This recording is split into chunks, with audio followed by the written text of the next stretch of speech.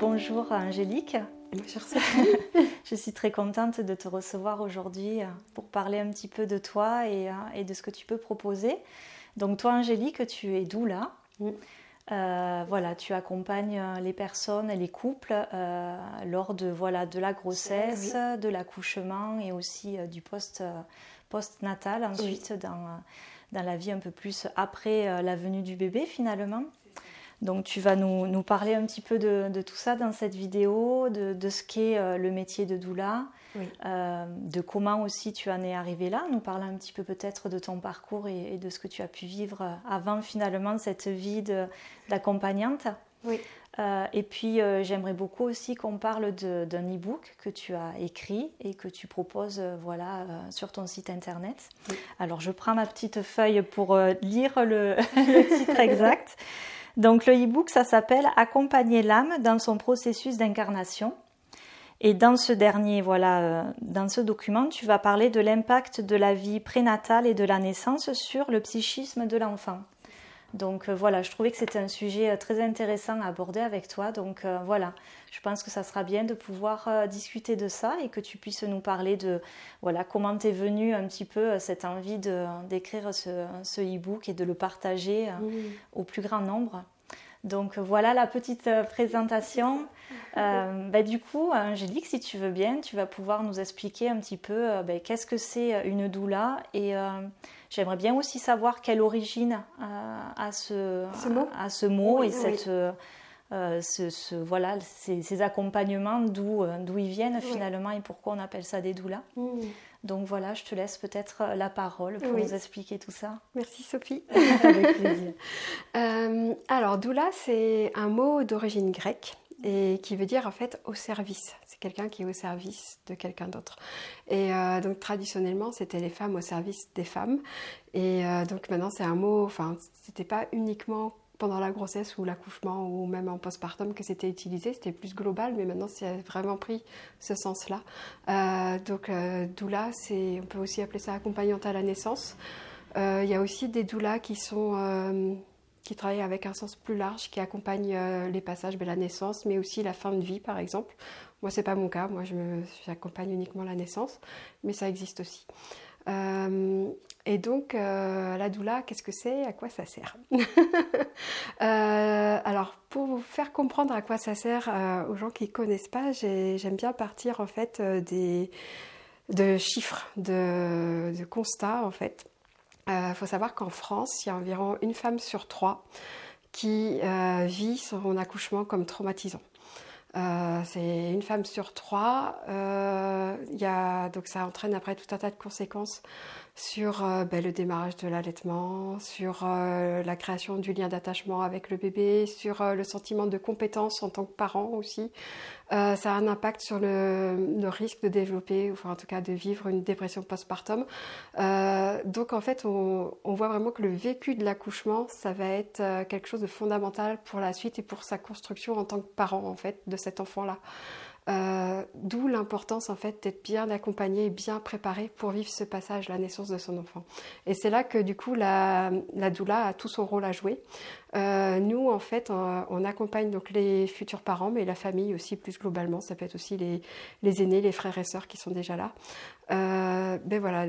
Pendant la grossesse, pendant l'accouchement, si c'est le choix des parents et si c'est possible aussi, sachant qu'en France, il y a encore beaucoup de maternités qui sont réfractaires à laisser entrer les doulas.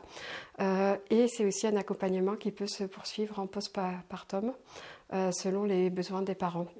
Donc l'idée, c'est vraiment d'avoir un accompagnement global qui se tisse pendant la grossesse et qui perdure ensuite et qui permet aux parents de vraiment se déposer, de pouvoir déposer leurs inquiétudes, leurs questionnements, leurs émotions, tout ce qu'ils vivent, tout ce qu'ils traversent pendant la grossesse. Et nous, on est là vraiment pour faire en sorte qu'ils vivent leur expérience, l'accouchement, mais l'arrivée de leur enfant en général, de la manière le mieux possible en fait. Donc c'est à la fois un soutien émotionnel, c'est beaucoup d'écoute, et c'est aussi beaucoup d'informations, de transmission d'informations qui vont permettre aux parents de faire des choix en conscience, des choix éclairés, et rester acteurs et maîtres de la naissance de cet enfant, et vraiment de pouvoir plutôt que de subir les choses, vraiment les vivre telles qu'il, même si en fait il peut y avoir besoin d'intervention médicale, mais de rester vraiment acteur et maître de ce qui se passe en ayant toutes les informations disponibles en fait, et ne pas se sentir pris au dépourvu. Ok. Voilà. Et est-ce que du coup tu peux peut-être faire un peu la différence entre la doula et la sage-femme, parce que je pense que ça peut être des fois confondu. Oui, effectivement. Alors la sage-femme, elle va s'occuper du suivi médical, donc à la fois de la maman et du bébé. Donc pendant la grossesse, pendant l'accouchement, un postpartum aussi pour vérifier que du coup les suites de couches se passent bien, etc. Mais c'est vraiment un suivi médical. Elles ont aussi ce rôle d'écoute que nous on peut avoir. De moins en moins malheureusement parce qu'on sait qu'il y a on manque souvent de personnel dans les maternités, donc elles font du mieux qu'elles peuvent avec les moyens qu'elles ont, mais c'est vrai que je pense qu'elles ne peuvent pas prendre autant de temps d'écoute par exemple des parents qu'elles auraient envie, et les parents ont vraiment ce besoin-là, je pense, de pouvoir aussi exprimer ce qu'ils ont vécu, leurs difficultés, et de pouvoir trouver rien qu'une écoute attentive, c'est déjà un grand soutien. Et nous, c'est vrai qu'en tant que doula aussi, ce qu'on essaye de faire, en plus du personnel médical, c'est vraiment prendre en compte la famille en entier. Donc le papa, mais aussi les frères et sœurs s'il y en a. On est vraiment là pour toutes ces personnes-là et pas uniquement la maman et le bébé, quoi. Ouais. Et du coup, j'ai vu aussi que ça pouvait passer par... tu pouvais faire des rituels, des choses un peu spécifiques. Oui. Qu'est-ce que pour toi ça apporte justement le fait de faire des rituels, d'initier quelque chose finalement, que ce moment il est important, et de marquer justement d'une pierre finalement ce moment qui est important. C'est ça. Mais c'est vrai que la grossesse, l'accouchement, l'arrivée d'un enfant, c'est vraiment un rite de passage en fait. Et donc de pouvoir célébrer tout ce cheminement et la naissance de l'enfant, mais à la fois la naissance de la maman ou même du papa, ça a besoin d'être célébré. Et c'est vrai que chez nous, dans nos sociétés, dans notre culture, on a perdu ça. Et donc ça revient petit à petit. Et je trouve que c'est vraiment chouette. Et il y a de plus en plus de parents qui sont en demande de ça. Et ça fait du bien. Et de se sentir chouchouté, honoré, célébré en tant que futur parent de cet enfant-là. C'est vrai qu'après, une fois que le bébé est là, il y a beaucoup de focus sur les bébés, puis les parents, surtout la maman, sont un peu oubliés. Donc de se sentir entouré, en fait, déjà dès la grossesse, ça va permettre aussi de créer ce lien et de se créer quelque part aussi son village pour la suite, et de se sentir entouré. Oui, donc je propose ça, par exemple des Mama Blessing ou des Blessing Way. C'est des journées ou des après-midi vraiment de célébration de la future maman qui vont lui permettre de se sentir entourée, honorée, chouchoutée, et de faire le plein d'ocytocine. Cette hormone, on l'appelle l'hormone de l'amour, mais c'est cette hormone qui ensuite va permettre la mise au monde de son enfant, puisque c'est elle qui génère les contractions. C'est elle qui influe aussi dans le lien d'attachement avec le bébé. La maman qui donne naissance, elle est emplie d'ocytocine, cette hormone de l'amour qui va lui permettre de tomber en amour avec son bébé. Donc c'est de vivre ça en fin de grossesse, ça permet déjà de générer plein d'ocytocine et de s'en sentir dans les meilleures conditions et puis c'est en plus pour aborder souvent, la naissance. Je crois qu'en plus c'est souvent entre femmes. Oui, c'est ça. Alors je crois qu'il peut y avoir aussi les hommes, mais souvent quand même c'est organisé entre femmes, et je trouve que ça permet aussi de recréer ce cercle finalement autour de soi, de femmes qui vont venir être soutenantes et être présentes, pas forcément le jour J de l'accouchement, mais en tout cas il y a quelque chose qui se sera créé, et cette énergie va pouvoir aussi porter la maman pendant jusqu'à l'accouchement. Mais complètement, c'est ça, c'est-à-dire que la maman pendant l'accouchement, quand elle commence à douter, se dit c'est trop dur, je ne peux pas y arriver, mais elle peut vraiment se relier à cette force-là en fait, à ces moments-là qu'elle a partagés où vraiment elle s'est sentie soutenue, accompagnée, et ça va avoir un impact vraiment puissant, oui, complètement. Ouais. Donc du coup, ton accompagnement, il se fait de façon...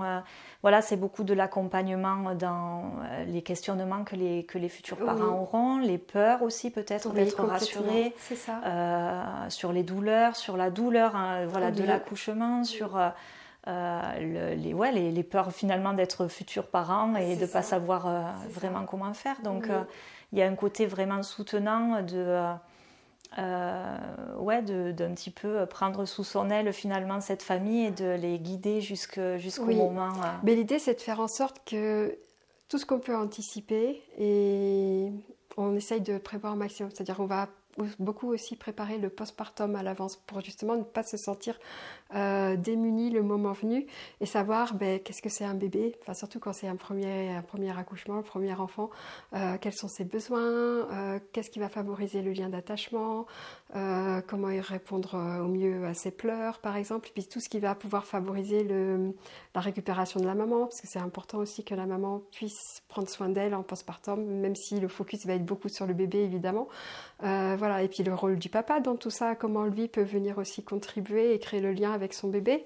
Puis voilà, quand il y a des aînés, le passage aussi de partager avec un petit frère, une petite sœur quand on a été tout seul, c'est pas forcément un passage évident aussi pour le premier qui est déjà là. Donc tout ça, ça a besoin d'être anticipé. Et donc on travaille aussi sur ça. Pendant la grossesse. Ouais. Et est-ce qu'il y a aussi le côté peut-être un peu pratique, c'est-à-dire peut-être organisationnel, pardon, de peut-être préparer des repas à l'avance pour après l'accouchement, même préparer ensemble la valise de maternité, ou des choses un petit peu, justement, des fois, quand c'est un premier enfant, on peut se sentir C'est ça, peu... c'est-à-dire qu'on va discuter avec les parents de leur quotidien, de leur emploi du temps, comment ils vont faire ça, qui est-ce qui va amener les aînés à l'école, est-ce que vous avez besoin d'aide pour telle chose, voir est-ce que là, cette journée-là, il y a une voisine qui pourrait venir s'occuper de l'aîné parce que ton conjoint, il n'est pas là, ou voilà, et vraiment essayer de prévoir ça au maximum. Et j'encourage aussi beaucoup les parents à discuter, donc, du coup en amont, avant l'arrivée de l'enfant, de quels sont leurs besoins à eux, qui sont prioritaires, essentiels, et qui ont besoin d'être nourris en fait chez chacun, et que chacun, que dans cette organisation, il puisse pouvoir inclure ça. Si la maman elle a vraiment besoin de 10 minutes pour elle quand elle se réveille avant de pouvoir se tourner vers son bébé et tout, juste le temps de se recentrer, d'être là, et bien voilà, comment on s'arrange pour pouvoir répondre à ce besoin-là par exemple. Et le papa, ça peut être autre chose, mais que leurs besoins soient aussi pris en compte en fait. C'est ça. Et puis s'il y a besoin d'aide extérieure, comment on fait Oui, c'est ça. Et je me demandais aussi il pouvait y avoir aussi un accompagnement sur un désir de grossesse, c'est-à-dire des personnes qui sont dans ce cheminement-là, qui ont envie, mais qui ont besoin peut-être d'être rassurées, et peut-être qui ont un peu de difficulté à ça aussi, ça a du mal à venir. Est-ce que tu peux être amenée aussi à accompagner ces personnes? Oui, complètement. On peut aussi soutenir les parents pendant la préconception, dès le désir d'enfant en fait. Oui, complètement, que ce soit pour une PMA ou pas, mais... Voilà, on est là aussi pour répondre à leurs questionnements, et puis juste déjà une écoute empathique, c'est déjà beaucoup, parce que surtout quand ça s'éternise et ça prend longtemps, il peut y avoir vraiment besoin de pouvoir se déposer. Oui. D'accord. C'est ça. Et j'ai vu aussi que tu pouvais accompagner les parents qui ont perdu un enfant, ou une IVG, ou des choses un petit peu plus compliquées à gérer. C'est ça. Oui. Donc j'accompagne les parents aussi qui vivent un deuil périnatal, donc que ce soit un arrêt de grossesse naturel ou volontaire, une IVG ou une IMG, une interruption médicale de grossesse, ou un décès in utero. Alors j'ai pas eu l'occasion de vivre cet accompagnement pour le moment, mais je le propose, et c'est vraiment quelque chose qui me tient à cœur, parce que les fausses couches, oui, c'est ce que j'appelle l'interruption naturelle de grossesse, c'est ça. Parce que c'est vrai que les parents sont souvent très isolés dans ces moments-là, et le personnel médical peut aussi être maladroit malheureusement, même s'il y a toujours une bonne volonté derrière, mais ça me fait penser, dernièrement je voyais un reportage sur un gynécologue obstétricien qui avouait de lui-même que les premières années de sa carrière, il se sentait, il était vraiment jugeant vis-à-vis des femmes qui venaient pour une demande d'IVG en fait, en se disant mais moi je suis pas là pour faire de la contraception, et donc il expliquait son cheminement par rapport à ça, et que maintenant il est beaucoup plus dans l'accueil en fait de ce que vivent ces personnes-là, et en même temps il était filmé en consultation avec une maman qui venait donc du coup pour possiblement faire une IVG, et je voyais qu'il y a quand même toujours quelque chose qui qui moi, en tant que doula, me titille, en fait. C'est que la maman exprime son sentiment de culpabilité de peut-être vivre une IVG. Elle était encore en questionnement.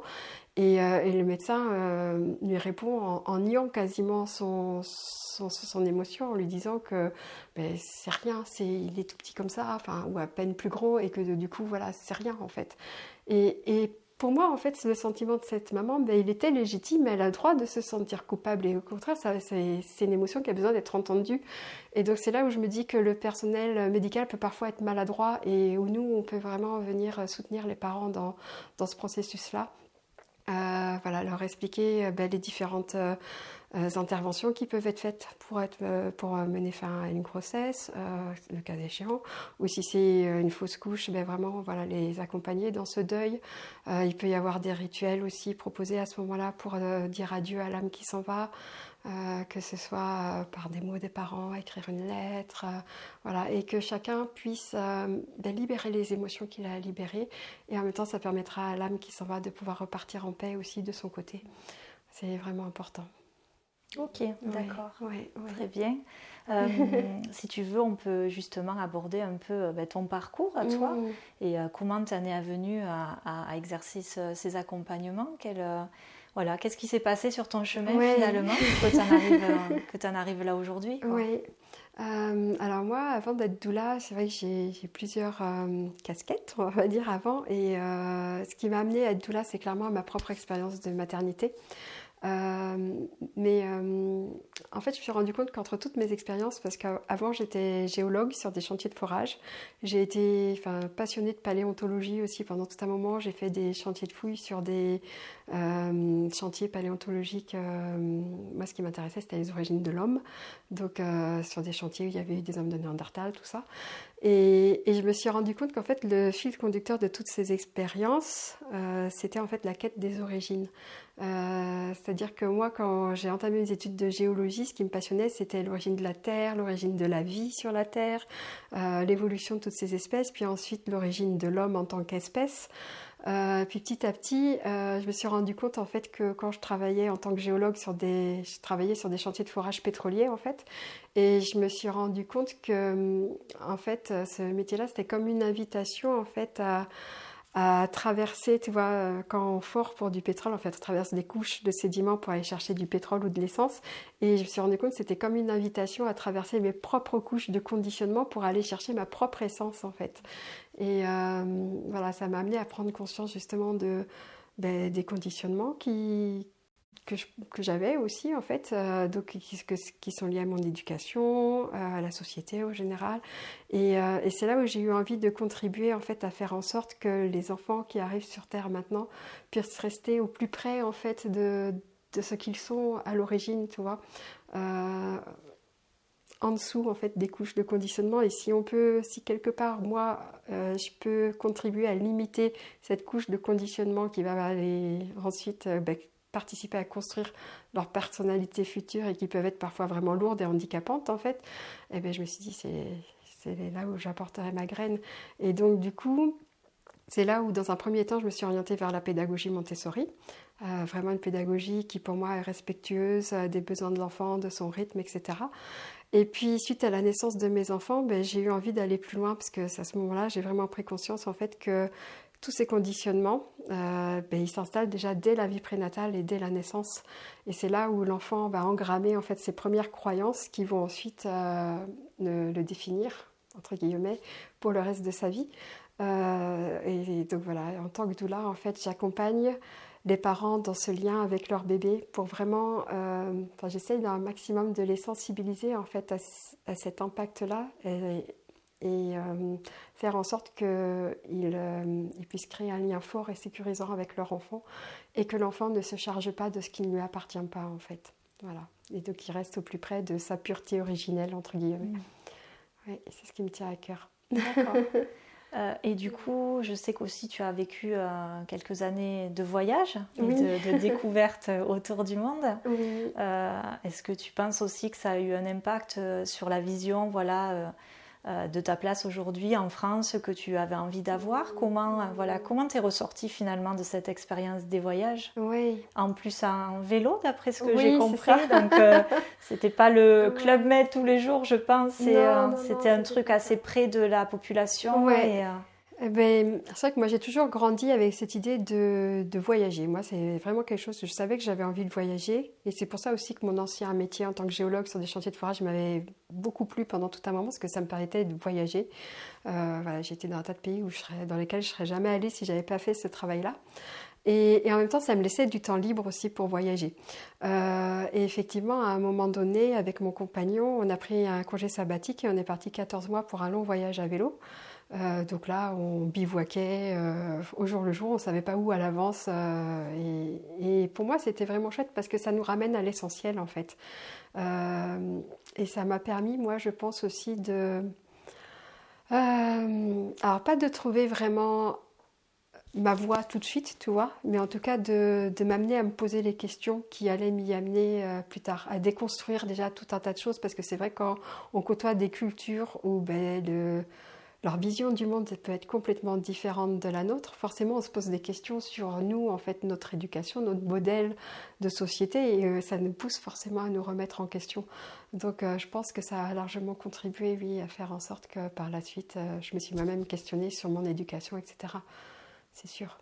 Parce que tu as fait quel pays du coup? Alors on est parti pour ce voyage-là, on est parti en Amérique du Sud pendant 6 mois d'abord. On a traversé les Andes de l'Équateur jusqu'à la pointe de l'Amérique du Sud, jusqu'à Ushuaia.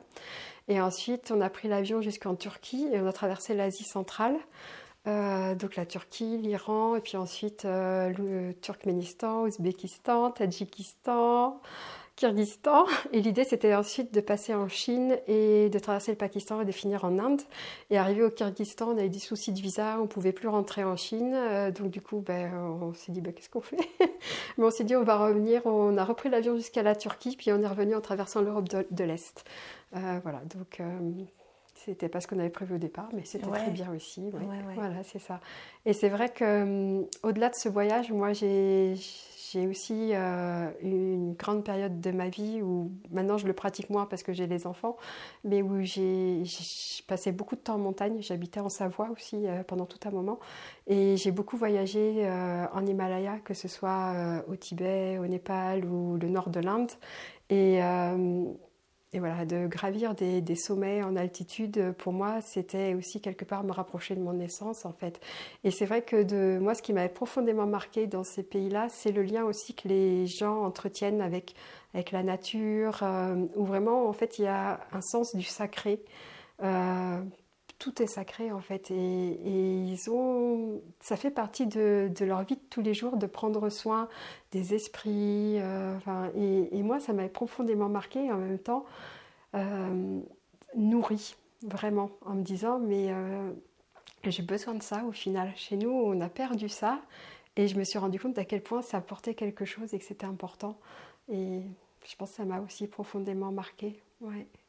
Et justement, est-ce que le retour en France n'a pas été de se retrouver finalement avec la France que tu as laissée, puisque tu es partie et tu as vu tous ces mondes différents et ces populations différentes aussi, avec des rencontres, et là de revenir en France, comment tu as vécu ce moment aussi?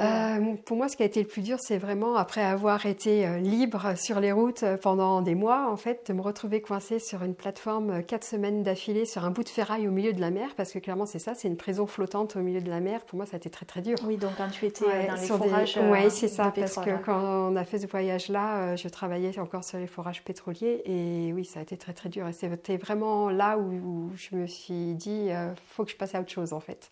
Ouais, et donc c'est là où les questionnements ont commencé vraiment. Et un an après, j'ai démissionné en fait.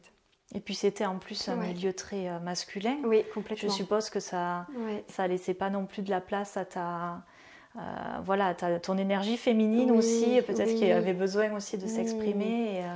Alors je pense qu'à cette époque-là, je pense que c'était ce dont j'avais besoin. Parce que c'est vrai que j'ai grandi moi quand même avec cette idée je ressentais clairement en fait que chez nous, la femme est moins valorisée que les hommes en fait. Et j'avais vraiment cette envie, ce besoin de me prouver à moi-même que j'étais autant capable qu'un homme, tu vois. Donc en montagne, que je pouvais porter un sac à dos aussi lourd qu'un homme, que je pouvais pédaler aussi longtemps, tu vois, ou que je pouvais avoir un métier dans un milieu d'hommes, en fait, tu vois, et j'étais capable en tant que femme. Et je pense, à cette époque-là, j'en avais besoin. Et en fait, je me rends compte avec le recul que cette course à l'égalité, ben, au final, ça te fait nier ta spécificité de nous, qui on est en tant que femme, en fait. Et donc, je me suis fourvoyée un temps dans tu vois, dans ce chemin-là. Et en même temps, ben, voilà, ça m'a permis de comprendre que c'était pas là où était notre force, tu vois, de chercher à être l'égal ou aussi fort, entre guillemets, aussi capable qu'un homme, parce que c'est nier notre spécificité, qu'en fait, la femme, là où elle est puissante, où elle est forte, c'est quand justement elle ose exprimer qui elle est. Et donc voilà, révéler tout l'intérieur qu'on a, en fait, qui est en nous, c'est ça qui m'intéresse aujourd'hui. Oui. Se reconnecter avec cette puissance-là que l'accouchement, justement, nous permet de vivre, en fait, nous permet de nous reconnecter à ça. Oui, puis là, tu es partie en plus en faisant ce métier-là à la base, quoi. Oui. Voilà, l'accouchement, la naissance. C'est ça. Le tout début, quoi. Le tout début de l'incarnation. Mais c'est vrai que l'accouchement en tant que femme, en fait, ça va être un moment où, enfin, c'est une opportunité d'empuissancement extraordinaire, dans le sens où ça va nous amener à conscientiser nos limites et voir à les dépasser. Alors, pas toujours, mais il y aura toujours quand même un apprentissage à en retirer, même quand, sur le moment, on n'a pas su dépasser ces limites-là, et puis on s'est dit, je peux plus, je prends la péridurale, et puis voilà. Mais en fait, de toute façon, on fait toujours du mieux qu'on peut avec les moyens qu'on a à l'époque, mais c'est toujours une opportunité de croissance, en fait, et d'évolution. En tout cas, moi, c'est comme ça que je l'ai vécu, parce que c'est vrai que mon premier accouchement, c'est pas du tout passé comme je voulais. Et en même temps, ça m'a permis de grandir, même si pour le moment, c'est douloureux sur le moment, mais ça m'a permis de me reconnecter à qui je suis et qu'est-ce que je veux vraiment, et de me dire que ok, j'ai pas été respectée pour cet accouchement, mais parce que moi-même je me respecte pas, parce que j'ai pas osé dire non. Donc voilà, et donc ça m'a permis de reprendre confiance en moi et d'affirmer mes choix. Et donc voilà, et je me dis merci en fait. Merci pour ça, donc merci mon petit garçon de m'avoir permis de me reconnecter à ça. Parce que comment il s'est passé justement ce premier accouchement? Alors ce premier accouchement, en fait, j'ai rompu la poche des os en pleine nuit chez moi. J'avais pas encore de contraction. Et puis en fait, ça s'est lancé petit à petit. Et moi, on m'avait dit en fait, quand on rompt la poche des os, il faut aller à la maternité. Quel que soit le moment, il faut y aller. Donc voilà, moi, bien obéissante et bien sage comme j'étais à l'époque, je fais ce qu'on m'a dit. Et j'arrive à la maternité, du coup ils me mettent le monitoring et tout, et ils voient rien du tout, ils me disent non, ça n'a pas commencé, vous allez aller en chambre et puis on attend, on va voir. Et je lui dis, tiens, c'est bizarre, parce que moi j'en ai senti comme des contractions, je sens bien qu'il y en a un peu. Et puis la journée passe comme ça, et du coup je me dis, j'en sens bien un peu, mais en même temps ça m'avait fait douter. Et puis le prochain monitoring, genre à la mi-journée, à midi, il dit toujours rien. Je dis bon. Et puis entre-temps, il y a le gynécologue qui arrive, parce que ça fait 12 heures que j'ai rompu la poche des os. Puis leur protocole, c'est que comme la poche est ouverte et en théorie, du coup, il y a un risque d'infection. Donc il faut, eux, leur protocole, c'est de du coup mettre des antibiotiques, donc par perfusion, pour voilà, au cas où, en fait, pour pas que le bébé ait un risque d'infection. Et moi, c'est vrai que ça m'a un peu... je me suis dit, mais vraiment, et puis c'est quoi les effets secondaires, et est-ce qu'il n'y a pas un impact après sur le développement de la flore intestinale du bébé? Parce que du coup, quand on injecte des antibiotiques, c'est-à-dire que le bébé, même s'il naît vaginalement, il ne va pas absorber la flore de la maman, alors que normalement, c'est ce qui lui sert pour coloniser ses intestins et pour pouvoir créer sa flore intestinale, et qui joue après un grand rôle dans l'immunité. Et c'est vrai que moi, connaissant ça, ça m'avait un peu questionnée, et en même temps, le médecin ne savait pas répondre à mes questions de quel est le risque de ne pas le faire, en fait. Et voilà, il n'avait pas les données, il ne savait pas. Et donc bon, je me dis ok, voilà. Et alors qu'en fait, le risque, une fois que je me suis renseignée après, il est minime, c'est peut-être 0,5% des enfants qui vont développer une infection, sachant que s'il y en a une, on va le voir, et puis de toute façon, elle sera soignée avec des antibiotiques aussi. Donc je me dis, pourquoi ne pas, en fait, juste soigner le cas échéant s'il y en a besoin, plutôt qu'en préventif pour tout le monde. Mais bon, à l'époque, je ne le savais pas, et puis elle ne m'a pas répondu à ma question à ce moment-là, et c'est là que je me dis, comment on peut donner son consentement éclairé quand on n'a pas les informations formation. Et donc, c'est pour ça que c'est quelque chose qui me tient à cœur aussi maintenant. Et donc, voilà, enfin bref, la journée a passé. Et puis, au changement de poste, le soir, vers 8-9 heures, la nouvelle sage-femme arrive. Et elle me dit, je vais quand même vous faire un toucher vaginal pour voir si ça vous va. Et donc, ok, je lui dis ok.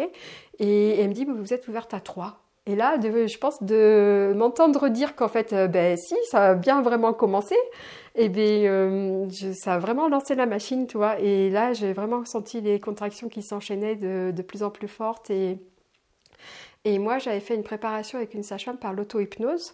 Donc, c'est-à-dire que par des visualisations, en fait, on essaye. Enfin, le but, c'est de gérer la douleur par des visualisations et en essayant d'atténuer la sensation douloureuse, en fait. Et donc, je m'étais mis dans ma bulle, je commence à faire ça. Au début, ça fonctionnait bien et tout.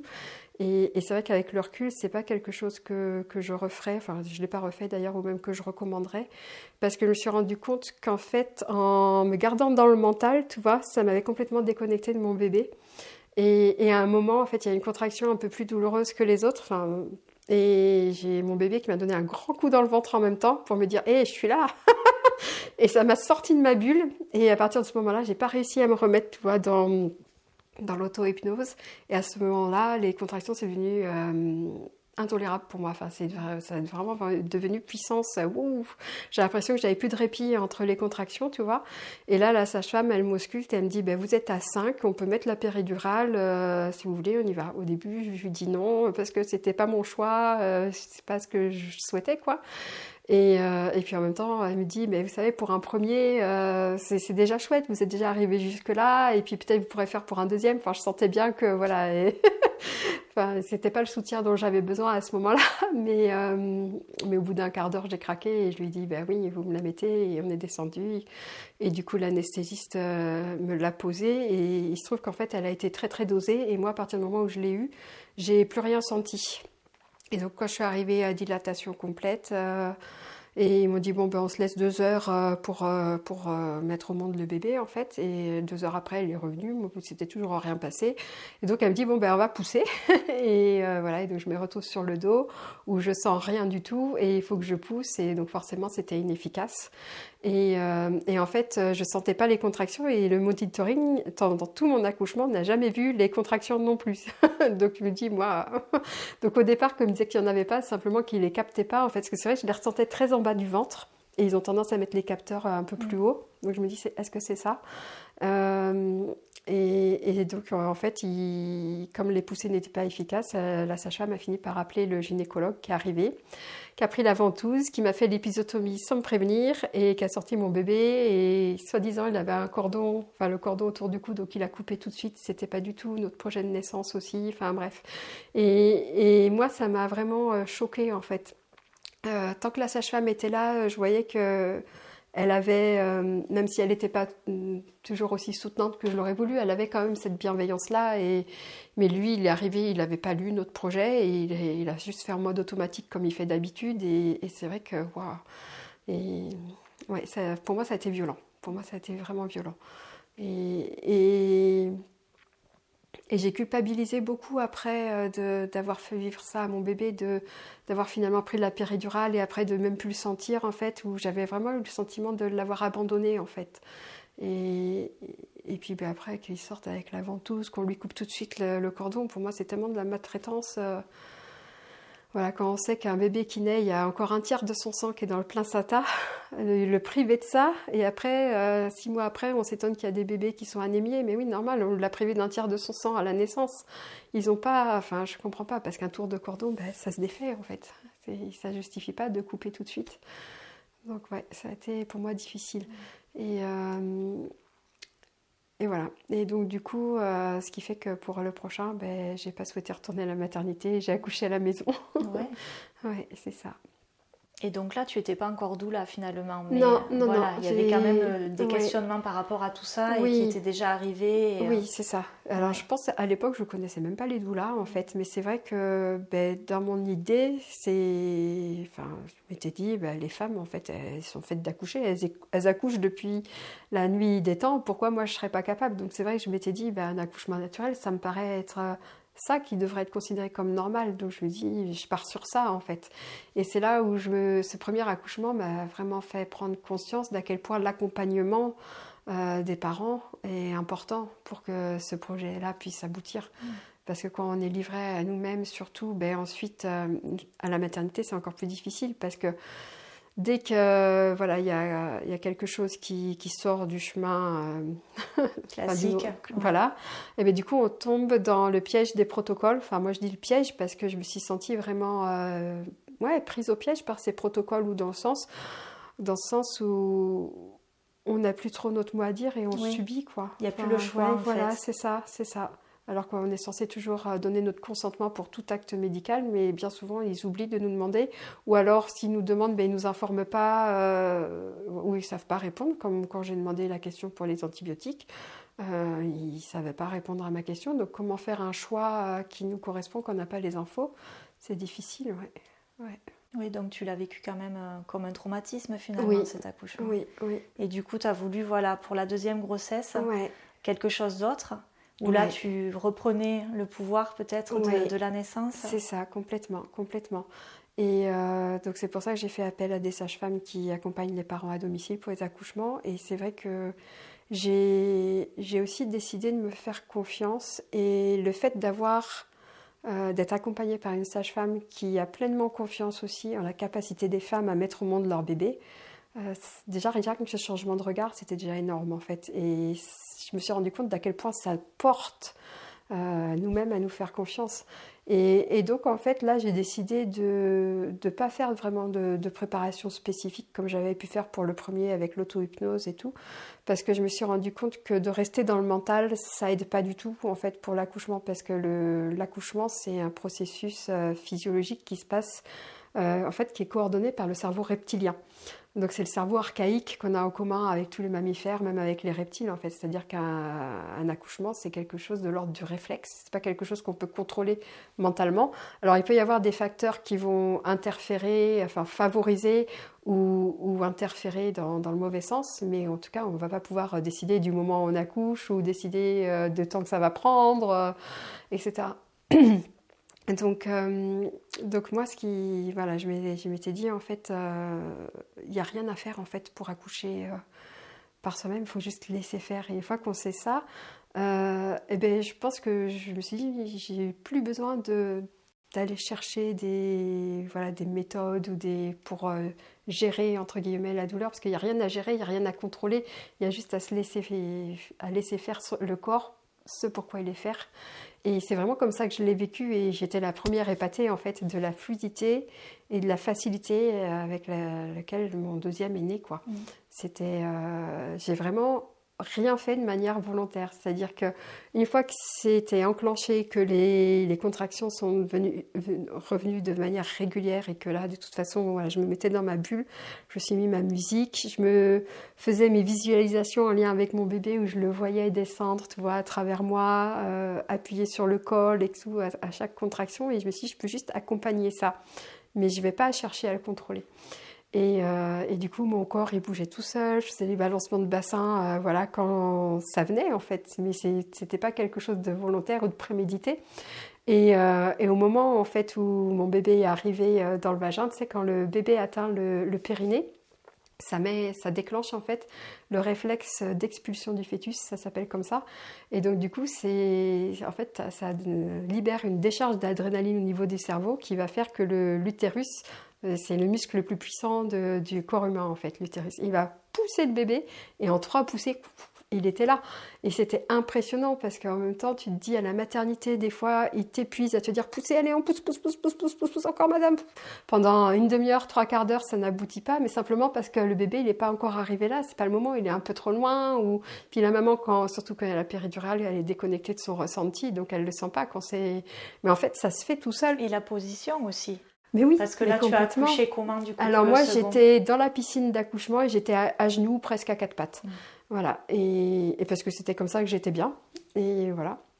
Et c'est vrai que cette puissance ressentie au moment où ton corps il pousse le bébé, parce que c'est vraiment pas volontaire, moi j'ai juste laissé faire en fait, c'était impressionnant et je me dis oui, je l'ai vraiment vécu comme un réflexe, parce que pour moi ça a été comme quand on a envie de vomir, mais à l'envers. Et avec waouh, tu peux rien faire, ça se fait tout seul.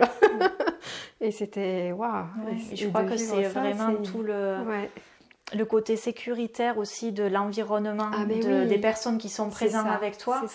C'est complètement deux mondes différents. La première grossesse et le premier accouchement et le second. Mais oui. Là, tu as donné la vie de façon complètement différente. Et je pense que voilà, aussi d'avoir été chez toi avec des personnes de confiance, dans ton cocon, en sécurité. C'est ça. En sécurité à l'intérieur et à l'extérieur de toi. C'est ça. Ça a un impact énorme, en fait. D'écouter son corps, dans quelle position tu as envie d'être à ce moment-là. Puis, en fait, ça t'avait enlevé finalement ta liberté de donner la vie à ta façon, à toi, en fait, à la maternité. Complètement, oui, c'est ça. Mais c'est vrai que là, du coup, ça m'a permis de m'écouter. Et en même temps, je savais que j'étais en sécurité parce que la sage-femme était là. Et que s'il y avait quoi que ce soit, de toute façon, elle avait l'expérience pour s'en rendre compte et je lui faisais complètement confiance. Et voilà, mais je pense il y a eu un moment, en fait, juste avant qu'il naisse, mais peut-être juste quelques minutes avant, où ça devenait vraiment fort, les contractions, et je me suis dit, waouh, si ça dure encore des heures comme ça, mais dans ma tête, en fait, c'était que le début, en fait, de l'accouchement. Je pensais pas que ça allait être aussi rapide. Et je me suis dit, mais si ça dure encore des heures comme ça, je sais pas comment je vais tenir, quoi. Et juste après, Elodie, elle était derrière moi, Elodie, c'est la sage-femme, elle regarde et elle me dit, ton bébé, il est là dans quelques minutes. Et là, d'un coup, je me suis dit, waouh, mais c'est bon, je suis capable, en fait, je vais y arriver, quoi. Et effectivement, quelques minutes après, il était là. C'était impressionnant, quoi. Et juste, voilà, c'est des petits mots comme ça qui, au moment, en fait, où tu commences à douter, tu te dis, tu vas pas y arriver, de s'entendre dire ça, tu te dis, mais c'est bon. Voilà. Ouais, d'être soutenu. Oui, complètement. D'être soutenu dans ce moment. Ouais. Et c'est vrai que, comme tu dis, la femme qui accouche, en fait, qui enfante, elle est vraiment très perméable aux énergies des gens qui sont autour.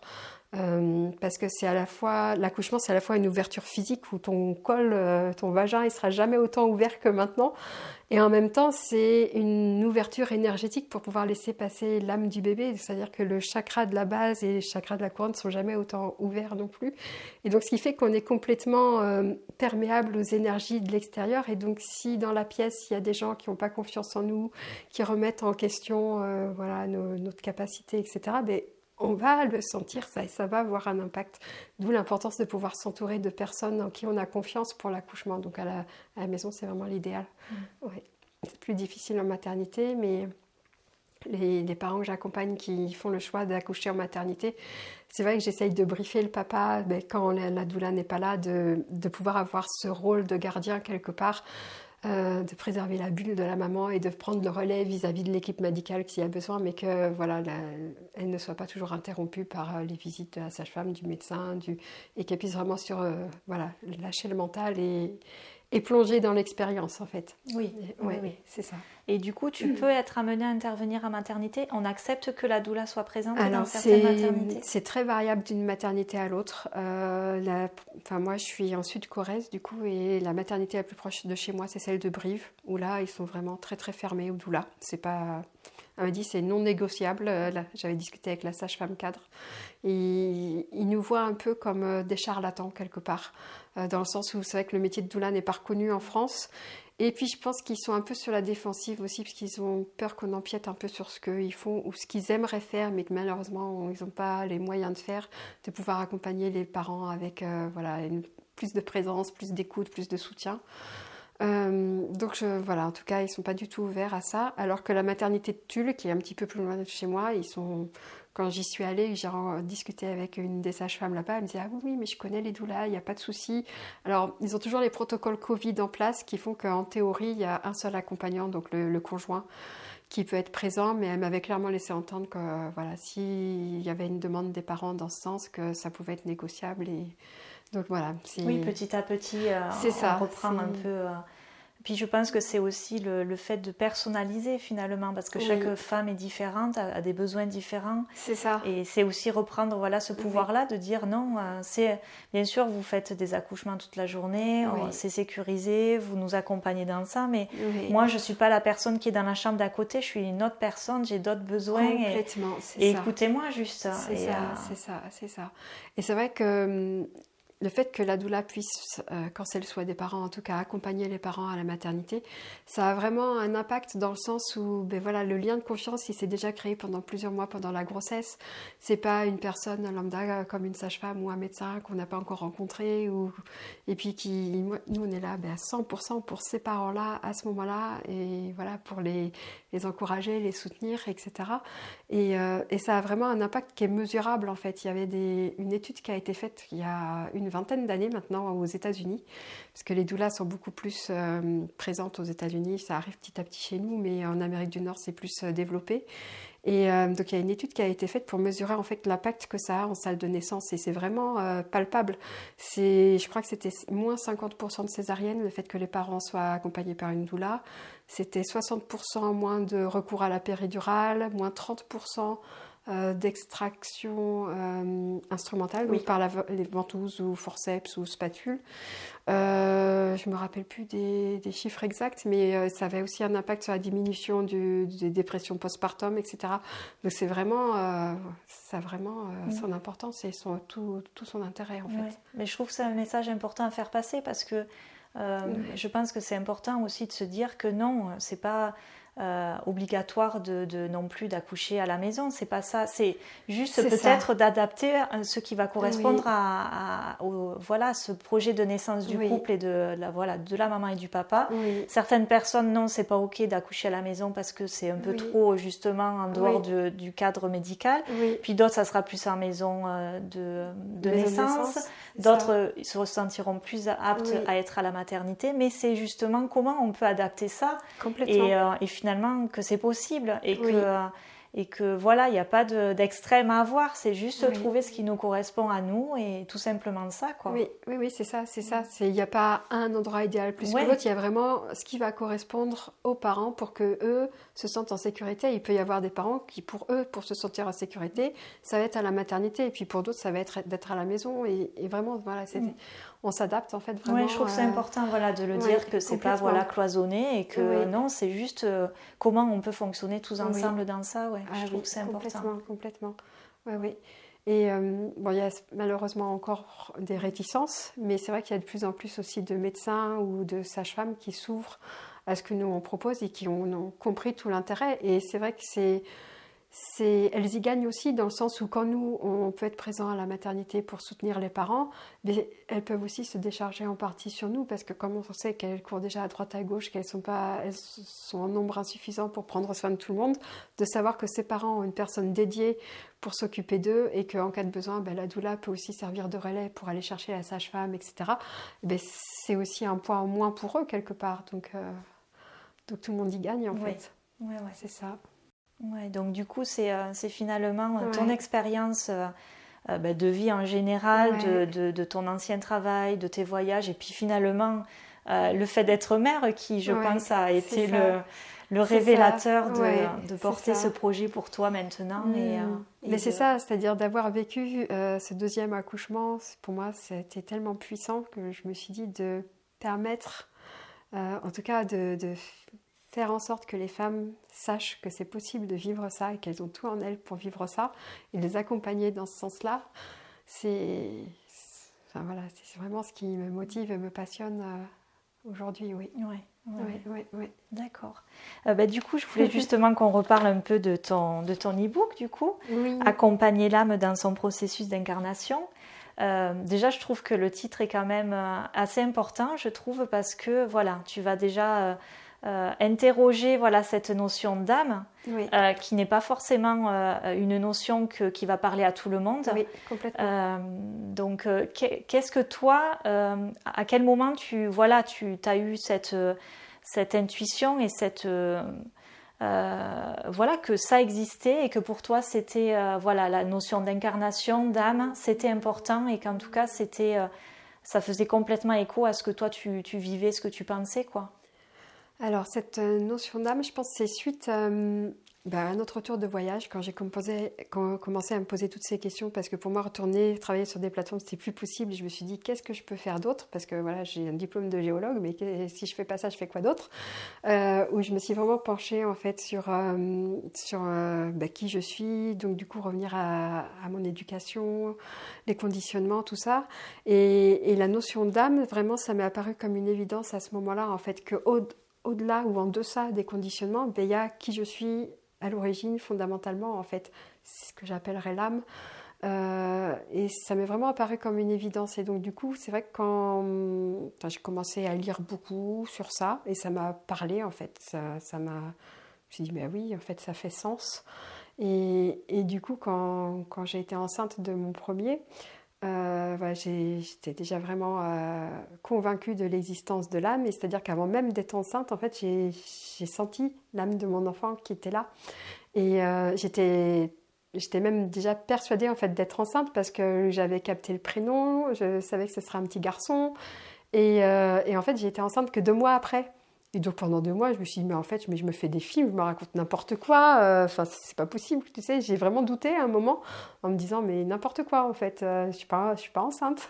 Et quand j'ai été enceinte après, c'est vrai qu'il m'a fallu peut-être les 3 premiers mois pour vraiment reprendre confiance et recréer ce lien-là avec mon bébé et me dire, mais non, en fait, ce que j'avais capté, c'était correct et il est là et c'est lui, quoi. Et j'avais une amie énergéticienne à l'époque aussi qui, voilà, elle captait des informations qui venaient comment on dit, corroborer ce que moi j'avais capté aussi. Et donc, du coup, ça m'a permis de prendre confiance. Et du coup, c'est vrai que la première grossesse, j'ai vraiment vécu un lien très fort avec mon bébé, en fait. Et c'était presque magique, quoi. Et c'est vrai que pour le deuxième, sa naissance était vraiment idyllique, mais il était beaucoup moins bavard. Du coup, je me disais, mais soit je capte rien, ou soit il parle pas, mais enfin, il y avait beaucoup moins de choses qui passaient. En même temps, je me dis, ils ont chacun, tu vois, leur tempérament différent, et donc c'est ok aussi. Et c'est vrai que c'est à ce moment-là, du coup, où ayant connaissance de l'âme, et du coup, du fait que l'âme, elle perçoit tout, elle ressent tout, elle capte tout, en fait. C'est déjà une conscience, c'est pas une conscience à l'état larvaire, en fait, c'est vraiment une pleine conscience qui est déjà là, qui vient s'incarner. Je me suis dit, il faut la considérer. Et donc, du coup, lui expliquer ce qui se passe. Et voilà, donc c'est vrai que moi, j'étais vraiment en lien avec mes bébés, leur expliquer voilà, qu'il y avait quelque chose de difficile, ce que je vis, et voilà, pour pas qu'ils se sentent coupables ou responsables de quoi que ce soit, quelque part. Et ça, en fait, pour moi, c'est la même chose qu'on fait en tant que parents ensuite avec des enfants plus grands. Tu vois, c'est quand il se passe quelque chose, on va aller leur expliquer. Et du coup, c'est pareil, mais on commence dès la grossesse, en fait.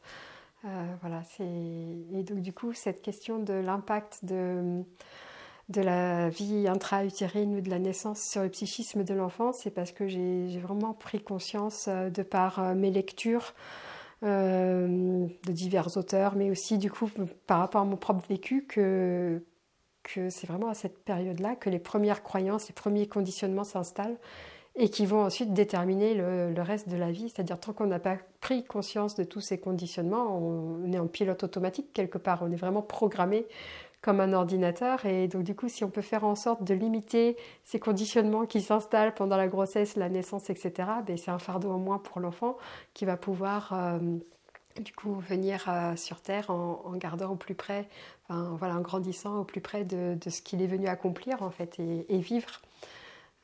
Voilà. Donc c'est ce qui m'a conduit là à me pencher sur cette question. Et c'est vrai que cet e-book, du coup, je l'ai écrit ces derniers mois-là. C'est-à-dire que pour ma formation de doula, j'avais un mémoire de recherche à rendre et on pouvait l'écrire sur le thème qu'on voulait. Donc j'avais choisi ce thème-là. Et comme j'avais déjà lu plein de livres et voilà, pour écrire ce mémoire-là, je me suis dit, je vais continuer à l'étoffer pour en faire un e-book et le proposer aux parents. Et d'où, voilà, c'est comme ça qu'il a émergé. D'accord. C'est ça. Ouais.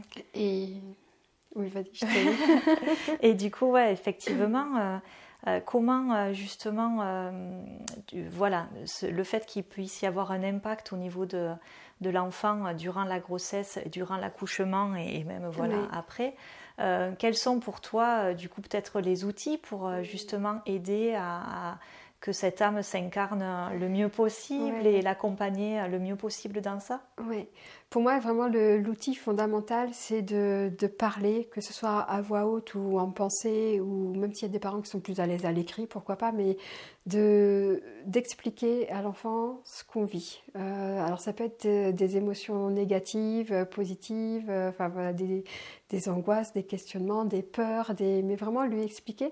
Parce qu'un enfant, en fait, qui vit des émotions, mais on ne les explique pas, il peut se sentir à l'origine de ces émotions-là et donc se sentir fautif, se sentir coupable et comme il n'a pas l'image en entier, il va interpréter en fait avec ce qu'il a et donc du coup il va se créer des fausses croyances qui vont pouvoir vraiment l'impacter durablement par la suite.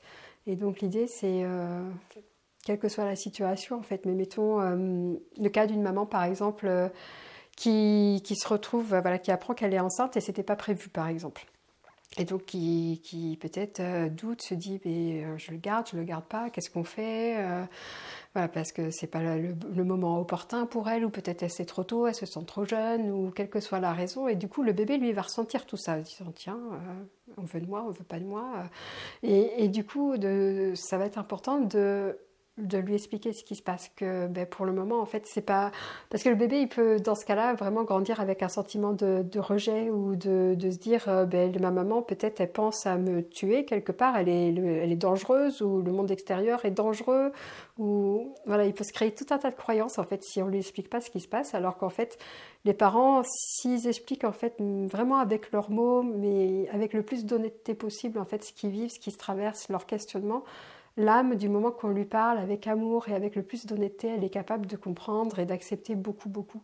Et même si finalement ses parents décident de procéder à un IVG, ce sera beaucoup plus facile pour l'âme de pouvoir repartir et de se détacher, de partir en paix en fait.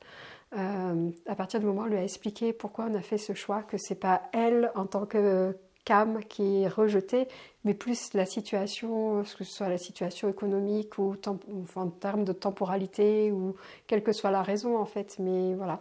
Et du coup, ça va permettre à tout le monde aussi bien aux parents qu'à l'enfant, de repartir en paix.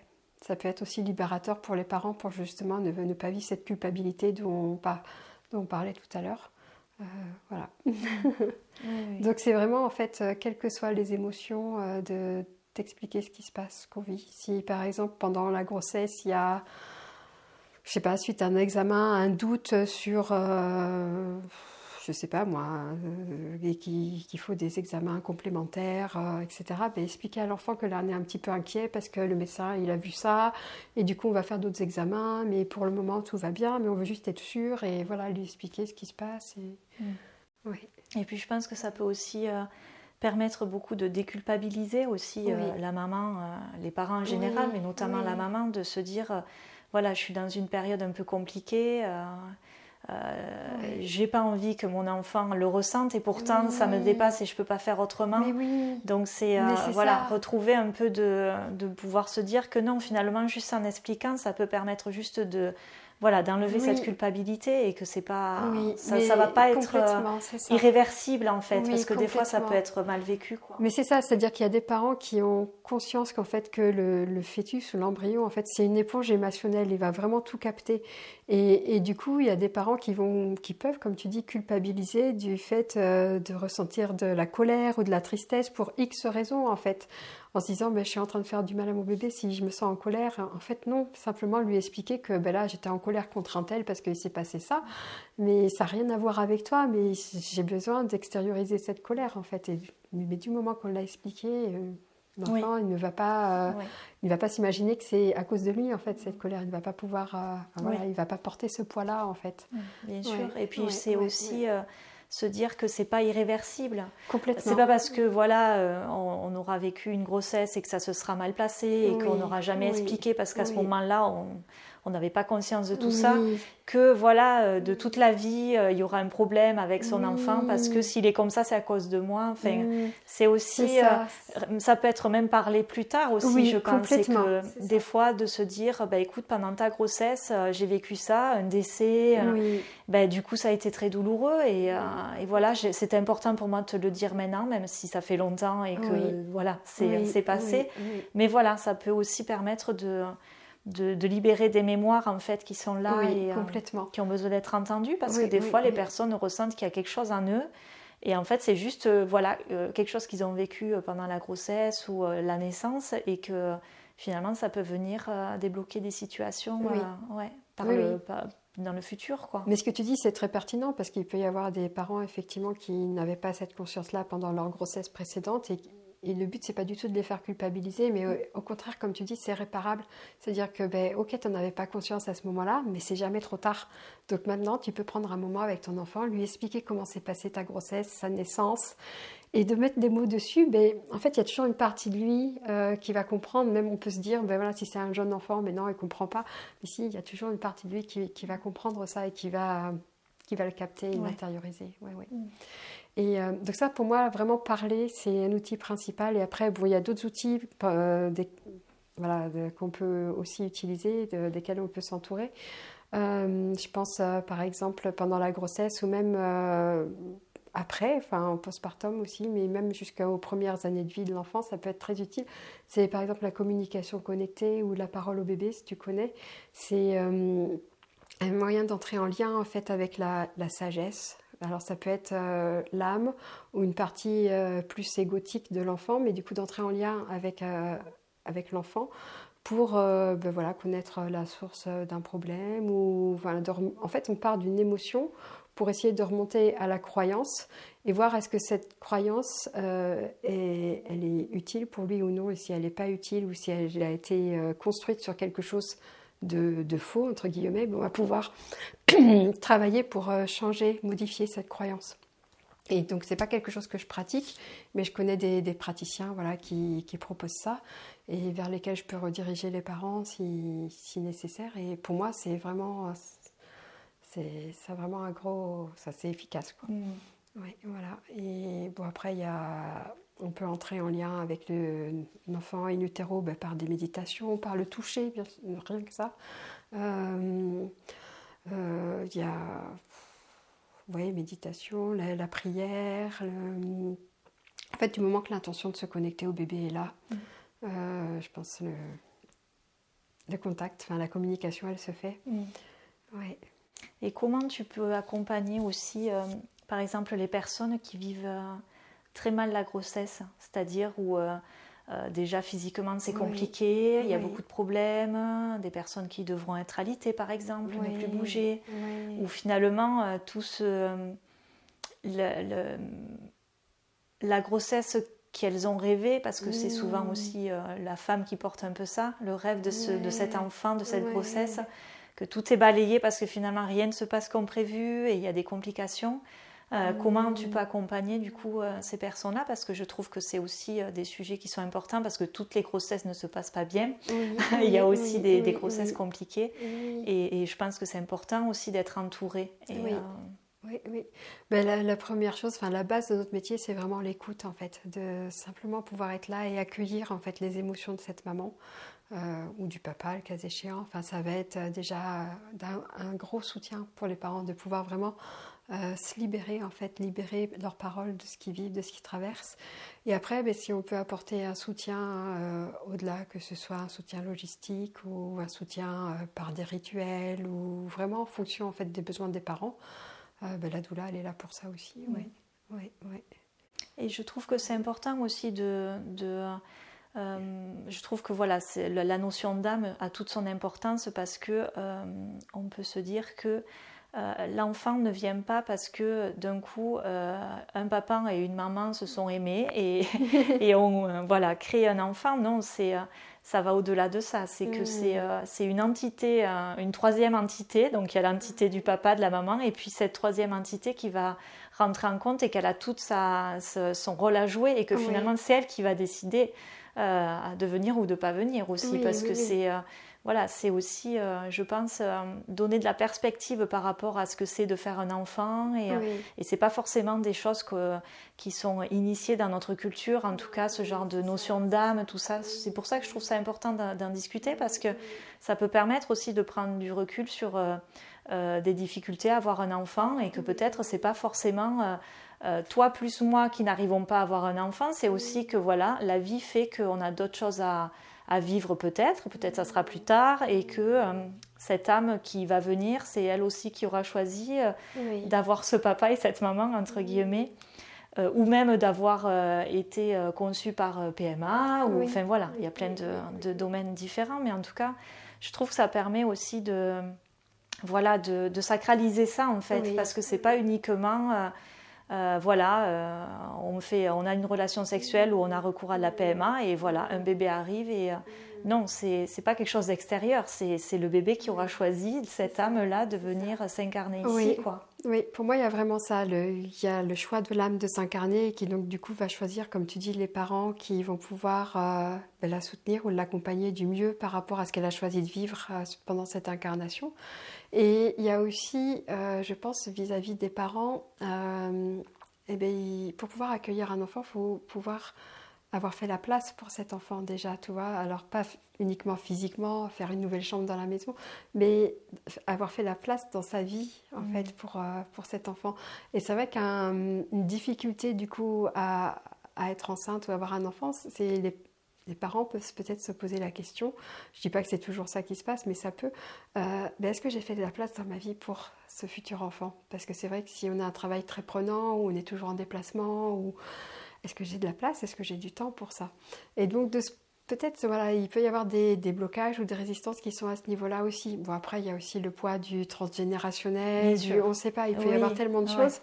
Mais en tout cas, c'est des pistes à creuser. S'il y a une difficulté, pour... Et puis des fois, juste de faire une prière et s'adresser à l'univers en disant on est prêt, on est là, il y a une âme qui va se présenter. Et je crois que c'est aussi de se dire qu'il y a quelque chose de beaucoup plus grand que nous, et qui peut-être juste de faire confiance, quoi. Et que c'est peut-être juste de faire confiance. Et qu'on n'est pas... C'est pas la décision du mental, en fait, qui va faire la chose. C'est autre chose, en fait. C'est plus dans quelque chose d'intérieur et du cœur, quoi. Oui, complètement. Et de plus grand que nous. Donc, oui, mais c'est sûr, c'est pas du tout quelque chose qui va pouvoir se contrôler par le mental, c'est ça. Mais Ouais. c'est là où ça nous ramène à notre humilité aussi, et à notre juste place, quelque part. C'est que, voilà, on doit s'en remettre à plus grand que soi. Et au final, voilà, qu'est-ce qu'on est, et parce qu'on s'imagine dans notre vie de tous les jours qu'on peut contrôler un tas de choses, et au final, notre impact, ce qu'on peut contrôler, c'est très limité. Donc, c'est là où ça nous ramène aussi à notre juste place quelque part. Oui. Et puis aussi tout ce qui est le niveau médical qui a pris beaucoup de place, parce que on a fait des progrès immenses, et tant mieux, parce qu'on peut vraiment balayer un champ des possibles énorme. Mais à la fois, c'est pas une science exacte, comme on dit, et tout ne peut pas être résolu. Finalement, il y a autre chose qui se passe aussi. C'est ça. C'est aussi permettre la place à se dire que si le côté médical aussi ne fonctionne pas, c'est pas qu'on n'est pas capable nous-mêmes. C'est vraiment aussi laisser la vie œuvrer là où elle doit être, et c'est important, je pense, d'en avoir conscience, quoi. Et c'est pas forcément dans notre culture de parler de ce genre de choses. Oui, c'est ça. Mais d'autant plus vis-à-vis du système médical, en fait, où pour la vision du système médical, c'est que l'embryon ou le fœtus, c'est vraiment quelque chose uniquement matériel, c'est-à-dire même un jeune bébé, on s'imagine même pas qu'il a une conscience qui peut... il y a encore 30 ans, le bébé, à la naissance, on le voyait juste comme un tube digestif, il ressentait pas la douleur, il comprenait pas ce qu'on lui disait, donc on arrive de loin. Donc de s'imaginer qu'une âme, dès la préconception, peut déjà capter, entendre les messages, ressentir des choses, on en est loin encore, en tout cas pour la vision médicale, et je pense que ça va évoluer dans les années qui viennent, et j'espère, mais il y en a vraiment besoin, parce que c'est vrai que des auteurs que j'ai pu lire, en tout cas qui se sont posés sur cette question, les témoignages des âmes qui recueillent, c'est qu'ils ressentent vraiment cette froideur, tu vois, que ce soit pour une PMA ou une IVG, ou vraiment quand... En fait, c'est dur pour l'âme de se sentir que comme un objet, alors qu'en fait, il y a une vraie conscience avec une sensibilité qui est là. Et donc, du coup, le médecin qui va procéder à un IVG de manière purement technique, sans sentiment, sans voilà, et l'embryon qui va être jeté comme un déchet, enfin, c'est très très dur à vivre pour une âme qui vit ça. Alors que juste on y mettrait un peu d'humanité, un peu d'amour, et puis les mots qui vont derrière pour pouvoir accompagner ça, mais ça changerait déjà tout en fait, aussi bien dans le vécu des parents que dans le vécu de l'âme qui s'en va, quoi. Ouais. Et dans le cadre d'une PMA, ben, c'est vrai que c'est les témoignages que j'ai pu lire, c'est que les embryons qui sont congelés, par exemple, ressentent beaucoup de froid, mais au-delà du froid, du fait d'être congelés, il y a aussi tout le froid du bâtiment et de l'ambiance médicale dans lequel ils sont, où en fait, ils sont considérés comme... c'est juste matériel, en fait. Il y a juste l'aspect matériel qui est considéré, mais il y a très peu de personnes, ou quasiment personne, qui a conscience que ces embryons sont rattachés à une âme, et que voilà, et du coup que c'est potentiellement un futur bébé, mais c'est ça, et donc du coup les embryons qui vont être choisis pour être mis dans le ventre de la maman, ok pour cela, et puis ceux qui vont rester sur le carreau, qu'est-ce qui se passe pour eux? On leur explique rien, c'est très difficile aussi, on ne s'imagine pas tout ça, mais tout ça c'est...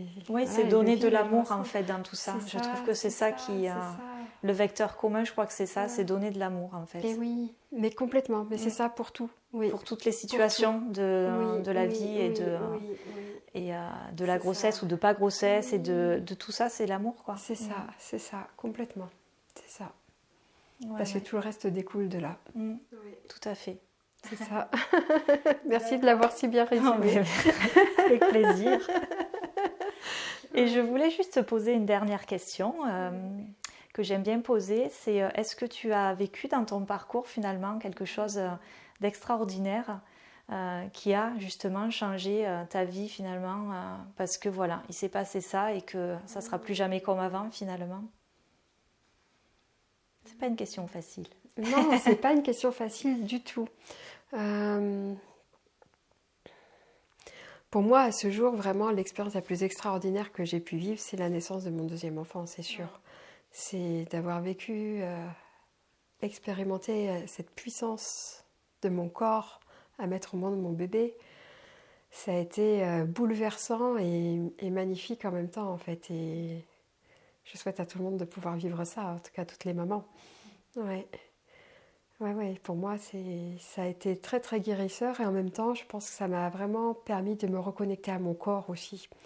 Où j'ai été pendant des années vraiment où je me sentais vraiment déconnectée de mon corps, c'est-à-dire on me demandait moi ce que je ressentais, je savais pas en fait, ça va, mais c'était en surface quoi, et puis voilà, il y avait la carapace et en dessous qu'est-ce qui se passe, mais j'en sais rien, et donc j'étais vraiment coupée de mon corps et de mes ressentis, et je pense que cette naissance-là, ça m'a vraiment permis de me reconnecter. Alors j'y travaille encore, mais en tout cas en grande partie, et pour moi c'était vraiment beau et puissant aussi à ce niveau-là. Ouais, c'est ce qui me vient là, pour répondre à ta question. C'est extraordinaire. c'est quelque chose d'extraordinaire, effectivement. Ouais. D'accord. Ok. Écoute, merci beaucoup Angélique pour ce partage. C'était très intéressant. Donc, je pense que ça parlera forcément aux gens qui regarderont la vidéo. Et je vais mettre en dessous la vidéo toutes les informations pour te joindre. Donc toi, tu es pas en Aveyron du coup, mais tu es plutôt en Corrèze. Oui, je suis en Sud Corrèze, limitrophe avec le nord du Lot. Tu interviens dans les deux départements. C'est ça. Si les gens sont de par là-bas et veulent te contacter. Oui. Et puis je mettrai aussi le lien pour le e-book du coup où là tu expliques beaucoup plus en détail ce qu'on a pu évoquer aujourd'hui. Et peut-être que justement ça pourra permettre à des personnes de s'initier à ça pour prendre un peu plus conscience de ce qui se passe pendant la grossesse et puis pendant la naissance. Et c'est important, je pense, d'en avoir conscience. Merci. Voilà, mais très bien, mais merci beaucoup. Et puis j'espère à très bientôt. Oui. Et belle continuité dans tes accompagnements en tout cas. Merci. Merci Sophie. Avec plaisir. Cette vidéo est à présent terminée. Vous pouvez la liker si vous l'avez appréciée, la partager si vous pensez qu'elle peut parler à d'autres, la commenter, je serai très heureuse de vous lire. Vous pouvez aussi vous abonner à ma chaîne afin de me soutenir dans cette belle aventure. Je vous dis à bientôt.